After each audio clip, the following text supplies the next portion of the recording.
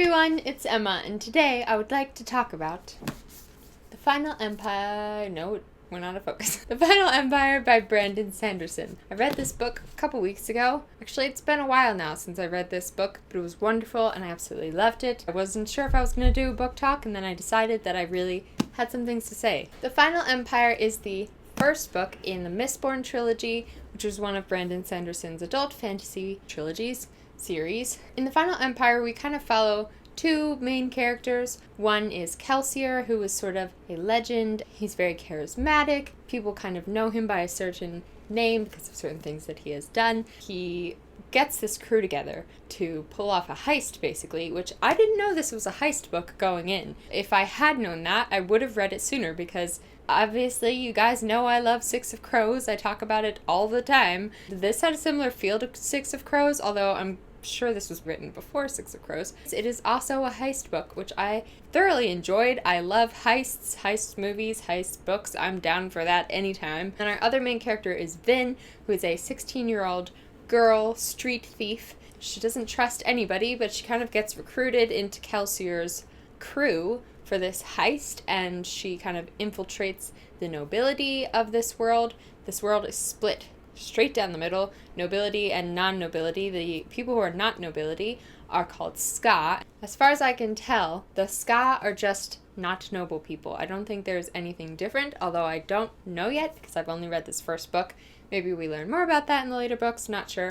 The nobility believe that the Ska are lesser than them, that they're not as intelligent, that they're not the same, they're not quite as human as the nobility, and that they can't do any magic, and so there's all this propaganda that is spread about the Ska. So this world is very grim. There ash falls from the sky all the time. There's crime and corruption, and if you're a Ska, your life is very difficult. I thought it was amazing world building. The world building was really stand out to me, but I also loved the characters. Even though it's kind of a massive book, it's very fast-paced. I was super busy while I was reading this, so I read it over the course of like 1 week. But if I hadn't been busy, I probably just would have flown through it because it was just so much fun to read and it was very fast-paced. It wasn't dense like these big fat fantasy books can be. One of my favorite things was really the world building, but especially the magic system.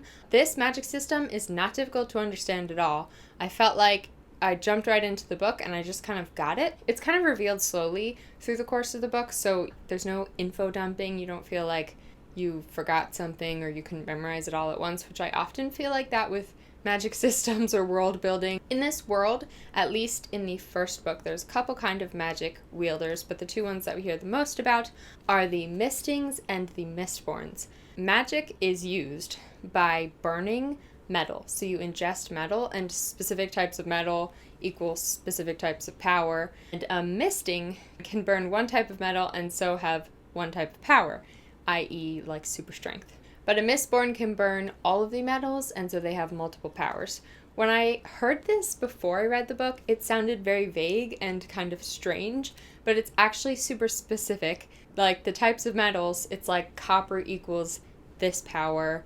The metal has to be like a specific purified version of that metal. It's not just like you eat some metal and then you have powers. It's very specific, kind of scientific sounding, but it's not difficult to understand. Plot-wise, I really enjoyed it. I think there were some good plot twists. Some of them I saw coming, but I think the way that Brandon Sanderson wrote it, it didn't actually lessen the effect. There were some scenes that were so atmospheric, and I just had like this pit in my stomach knowing that something bad was going to happen, but not sure what. And I really enjoyed that. It was super exciting to read. When I got down to the end of the book, I was like, I cannot put this down because something's going to happen. It was very exciting. I love those fantasy books where like your heart is beating really fast. That's all I'm going to say for non-spoilery thoughts, and then I'm going to move into some specific things that happened in this book. So if you haven't read the book, go on and leave now and then read it. Come back because it's wonderful. If you love fantasy books, you gotta read this one. Even if you're just a YA reader, I think this is like as close to YA as adult fantasy gets, especially because Vin is young and just the way it's written, it's a lot easier to read. So if you haven't read the book, go ahead and read it if you want to, and then you can come back and finish this video. I loved the characters in this book. I really enjoyed all of the crew members and their interactions with each other, especially Kelsier's interactions with everyone. Like, I really liked watching Kelsier interact with Marsh and Kelsier interact with Sazed. I loved seeing Vin get pulled into the crew. At first, she's always questioning their motives and why they want her on this crew, and she's expecting them to leave at any moment, and she slowly starts to trust them.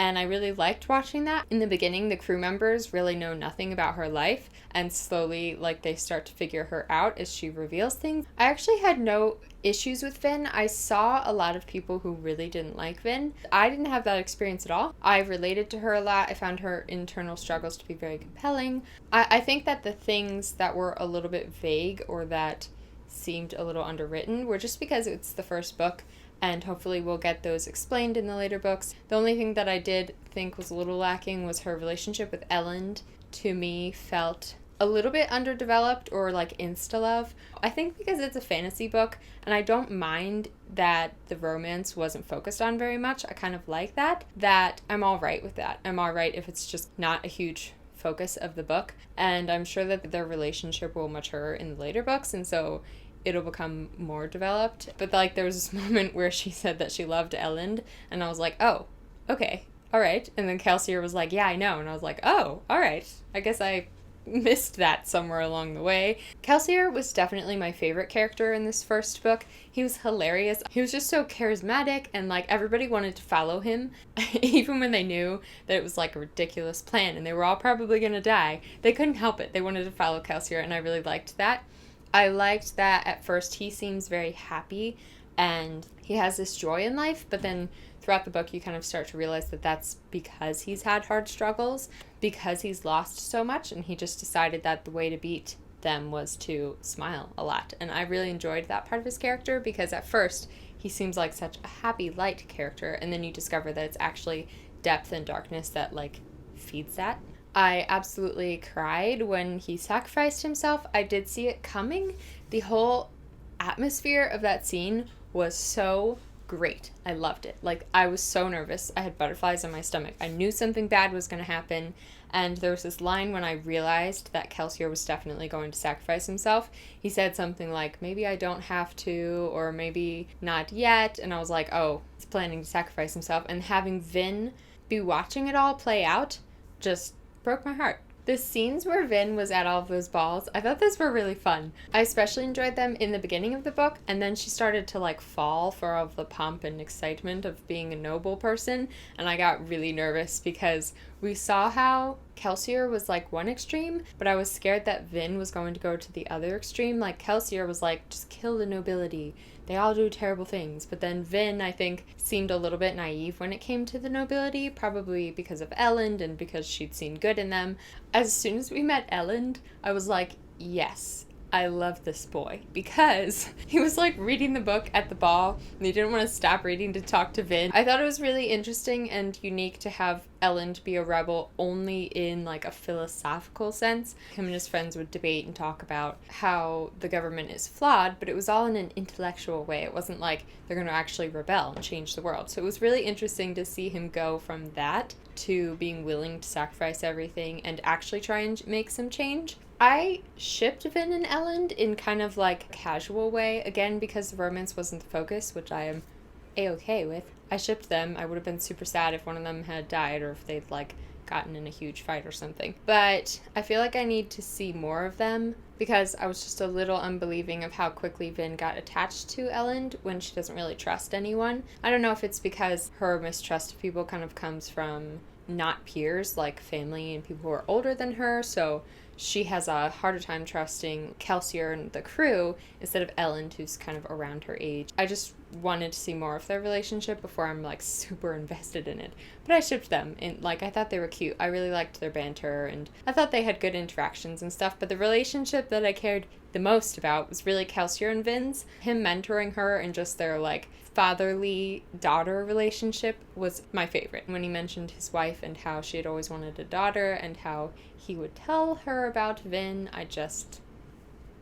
the way that Kelsier manipulated everything to set himself up as kind of like a religious figure, or like someone who fanatics would all follow and like spark this rebellion, was really interesting, and it showed how crazy smart he was, that he had this plan all along. I feel like the ending, it was supposed to be a huge reveal that he had this master plan, but I just kind of assumed that he had this master plan because he was so smart that there's no way he was just kind of like winging it. So that moment didn't feel super shocking. I'm guessing in the next one it'll be really interesting for the characters who actually knew him and had relationships with him to deal with all of these people who are going to start following him as like this legendary figure. So I'm interested to see that and where it goes and how it affects the rebellion and the whole political system and everything. Another character who I really liked was Marsh, Kelsier's brother. I liked him throughout the whole thing because I always like brother interactions in books. I thought it was interesting how they were kind of contrast to each other. Like Marsh was so serious and Kelsier was just this like fun-loving person. I was honestly devastated when I thought Marsh had been killed, but I was really glad that he wasn't, and the whole twist of him becoming an inquisitor was really interesting. So I can't wait to hopefully see more of Marsh and what it's like for him as an inquisitor in the next book.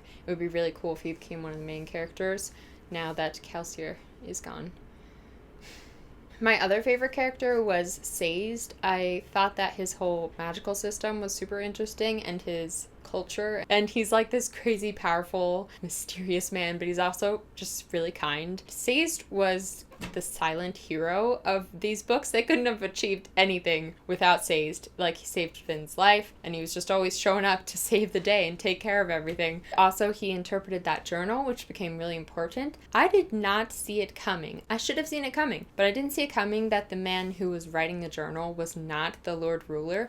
I really thought that something went wrong. Somehow he got corrupted, but the twist that it was Rashek was so cool because we were reading this journal and he kept mentioning this man Rashek who was kind of in the background, always jealous. It was so interesting to hear him be a side character in the journal, and then all of a sudden you realized he was actually the Lord Ruler, and I thought that was great. Wish that Brandon Sanderson would write like a whole side book about what actually happened there. Did Rashek kill the man who was writing the journal? Actually, I don't know. Maybe Brandon Sanderson has already done this because I don't know a lot about what else Brandon Sanderson has done. But that would be so cool. I would love to read that. I think that's pretty much everything that I had to talk about for The Final Empire by Brandon Sanderson.